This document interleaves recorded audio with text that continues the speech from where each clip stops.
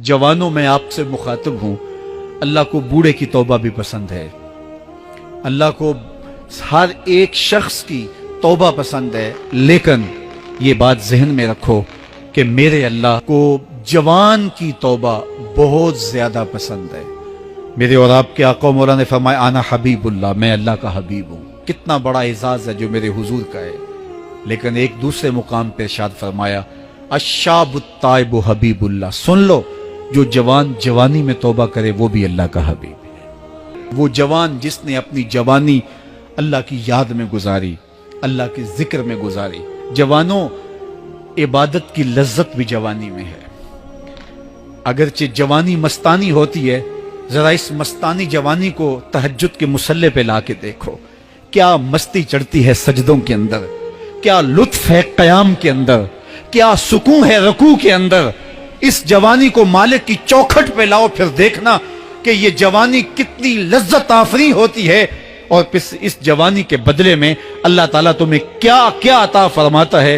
वराजुलुन कल्बुहु मुअल्लकुम bill मसाजिद, वो आदमी जिसका दिल मस्जिद के साथ वाबस्ता होता है। अल्लाह के घर की तामीर, अल्लाह के घर की तज़ईन, अल्लाह के घर की सफाई सुथराई, अल्लाह के घर की आबादकारी, अल्लाह के घर की हाजिरी, ये उसकी जिंदगी का मशगला है।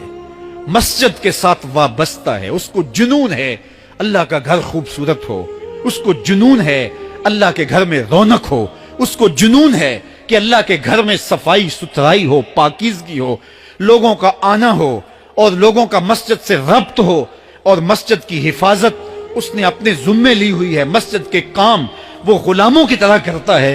सुनो सुनो, मेरे हुजूर ने फरमाया कयामत के दिन अल्लाह उसे अपने अर्श का ठंडा साया अता फरमाएगा। वो आदमी जिसमें तन्हाई में अल्लाह का जिक्र किया, अल्लाह को याद करने बैठ गया, कोई देखने वाला नहीं था, वो तन्हा था, हुजरे में था, अपने बंद कमरे में था, अपने रब को याद किया। अल्लाह की याद करते करते उसकी आंखों से आंसू टपकने लगे, उसकी आंखें आंसुओं का खिराज देने लगी। तो मेरे और आपके आका मौला ने फरमाया कि ये आंसू इतने कीमती हैं, इन आंसुओं के बदले में कयामत के दिन उसे अर्श इलाही का साया नसीब होगा। अर्श इलाही का साया उसे नसीब होगा इन आंसुओं के बदले में। रूमी अलैहि रहमा फरमाते हैं जहां पानी गिरता है वहां सब्जा उगता है, जहां आंसू गिरते हैं वहां रहमत उतरती है।